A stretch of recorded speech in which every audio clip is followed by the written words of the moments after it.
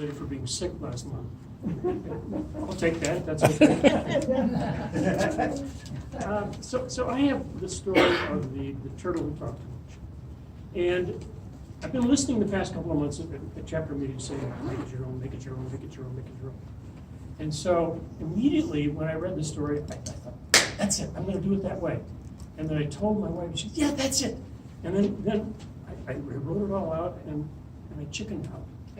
And I thought, no, this is, people are going to be offended by this. But this is my own. I'm going to own this story. And I'm going to tell it the way that I want to tell this story. And if I offend anybody, well, know that it was in good humor. Once, there was a fat orange turtle who lived in a pond, who called himself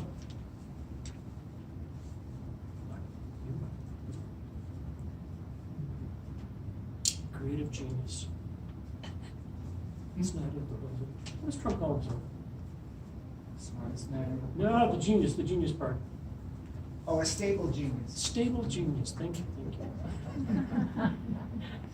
And the stable genius lived with a pair of swans, some other water birds, some animals, and then the children would come too. And it was a lovely place. But stable genius loved to talk about himself, and he was obnoxious. He would know anything about everything and everything about anything. And he would tell you. And he would tell you how smart he was. In fact, he would say, I am the smartest person in the world, even though I'm a turtle. And I know what's best. Me among all others, I know what is best for this pond. Now, things were really pretty nice in the pond. Everybody kind of liked it. But he just didn't like it at all. And he didn't like some of the people who came to the pond, some of the animals and some of the other, some actually live people. And he said, these people who are coming to visit our pond are criminals, and they're rapists, and they're drug dealers. And we've got to keep them out. And so he had this great idea. He said, what I'm going to do is I'm going to build this great wall, and it's going to go all the way around the pond, and it's going to, keep all these people who come to visit us out of here, because we don't want them, we don't need them, because they are foreigners. And this concept was kind of controversial, and some of the people who lived in the pond didn't like this idea at all, and they would speak up. But before they would talk, he would say, we gotta keep these bad hombres out of here. And they're not gonna come in here, not in my pond. They are just nasty people. They don't really belong here. And people would say, well, they're not so bad. They're just, common ordinary folk. And the kids would say, we're not criminals. We're not rapists. We're not drug dealers. We just come here and we have fun. And it's a lot of fun to come here to the pond. We play with the animals and we swim and we fish. And we always practice a good husbandry of the fish because we catch and release. And so the stable genius, though, was convinced that his idea was right. And he was going to make sure that this happened. And so the animals started objecting. And they said, no. We don't need this. And the children said, please don't do this. We just want to have fun. And the swans said, we just love to go around the lake and just have a wonderful time. And the stable genius said, well, sure, you're just a socialist swan who just wants all kinds of good things for everybody. But that's not the way the world is. No, you're not going to have that. The next thing was the chipmunks. And they were laughing. They were so cute. Little tails are wagging in the back. They looked up to him and said, you know what? This thing, you cannot make the wall tall enough because birds will fly over. You cannot make it deep enough because we'll burrow under. And the birds laughed with them too, and they thought it was really a funny thing. And the stable genius said, oh no, I'm gonna make the wall tall enough, and so that birds can't fly over. It'll be deep down into the soil where nobody can burrow under it. And so time passed, and the animals who came, the kids who came to the pond, they were not going to pay for it. Why would they do that? To keep themselves out of it? No, not going to happen. All the other animals in the pond said, no, we're not going to pay for it. We like things just the way they are. Stable Genius was wealthy. And so Stable Genius took money out of his own pocket, and he had the wall built. Well, sure enough, the wall went up all the way around the pond. But the birds still flew over, and the kids and the rabbits and the chipmunks burrowed under. But because the wall was tall, it got dark in the pond, and because the sunlight couldn't get in. And pretty soon, things were just kind of not very pleasant to be there. And so the swans flew away, and the kids went to play someplace else. But here was Stable Genius. He was in his elegance.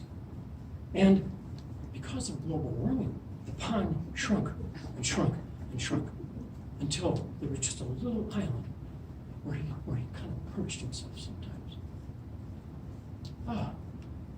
One day, there was a pair of geese flying over. They looked down and they saw there was a little bit of water. And they were thirsty, so they came down. And Stable Genius started talking.